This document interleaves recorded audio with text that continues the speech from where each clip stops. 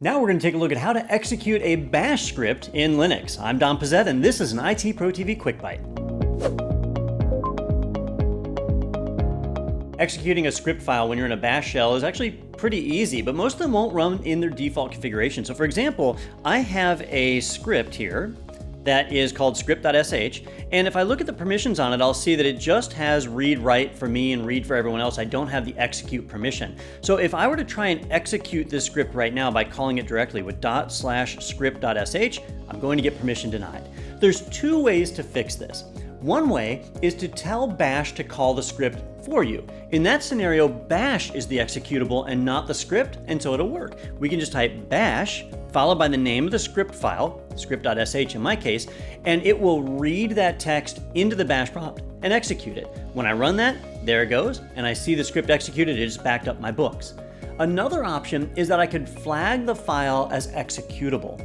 If I do that, I can do it by typing chmod + x and then the script name. So change mode, chmod + x script.sh.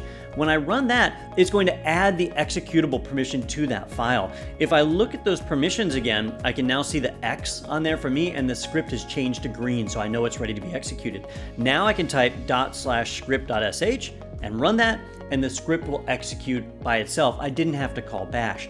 Now, in order for that to work, the script has to have a shell defined in the first line. If I look at that script, I can see that the first line in it is a #bang, a pound symbol and an exclamation point, followed by /bin/bash. That's how it knows to call bash. When I used the bash command specifically to point to script.sh, it knew what shell to use because I was calling it direct. Either one executes the script, and you end up running the operation that you set out to do. All right, so it's pretty straightforward, but there is a lot more we can do from the Linux command line. You can learn about it over on our website at ITProTV. Well, I've been Don Pezet, and this is an ITProTV QuickByte.